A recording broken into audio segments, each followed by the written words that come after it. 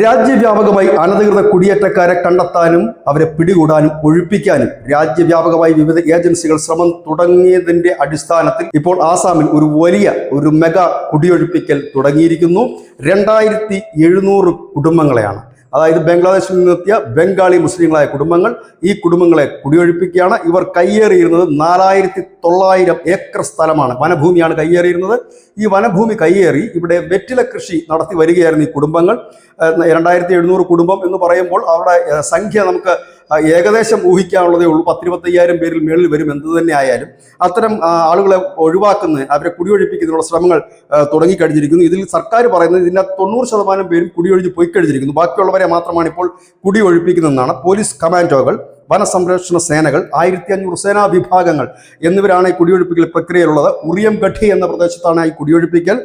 ഇതിനു വേണ്ടിയിട്ട് 3 ആഴ്ചയ്ക്ക് മുൻപ് തന്നെ വളരെ വ്യാപകമായ പ്രചരണം ഈ മേഖലയിൽ നടത്തിയിരുന്നു. ഇങ്ങനെ കുടിയൊഴിപ്പിക്കാൻ പോകുന്നു എന്നും മറ്റും പറഞ്ഞുകൊണ്ട്.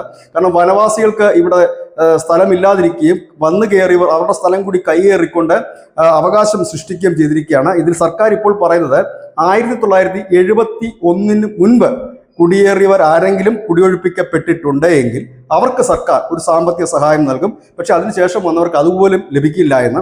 ഏതായാലും കുടിയൊഴിപ്പിക്കൽ തുടങ്ങിയതോടെ നാഗാലാൻഡ് അടക്കമുള്ള ആസാമുമായി അതിർത്തി പങ്കിടുന്ന സംസ്ഥാനങ്ങളെല്ലാം തന്നെ അവരുടെ അതിർത്തി അടച്ചിരിക്കുകയാണ്. ഇനി അവർ എങ്ങോട്ട് എന്നുള്ളൊരു വലിയ ചോദ്യം തന്നെ നിലനിൽക്കുന്നു. കാരണം കുടിയേറ്റം ഒരു സംസ്ഥാനവും ഇപ്പോൾ അംഗീകരിക്കുന്നില്ല എന്നുള്ളതാണ്. കുടിയേറ്റക്കാരെയൊക്കെ പുറത്ത് തള്ളുന്ന ഒരു രീതിയാണ്.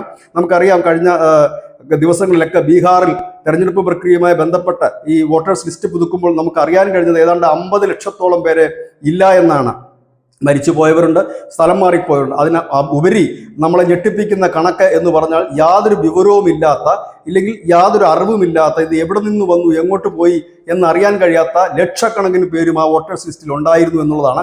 അവരെ കൂടെ നീക്കം ചെയ്തിരിക്കുന്നു. ഇനി അതിൻ്റെ നടപടികൾ ക്രമങ്ങളായിരിക്കും മുൻപോട്ട് പോകുന്നത്. ഈ രാജ്യത്ത് തന്നെ വോട്ടും മറ്റവകാശങ്ങളും ഇല്ലാത്ത പൗരന്മാരായി അനധികൃത കുടിയേറ്റക്കാർ വരുന്ന ഒരു കാലം വിദൂരമല്ല.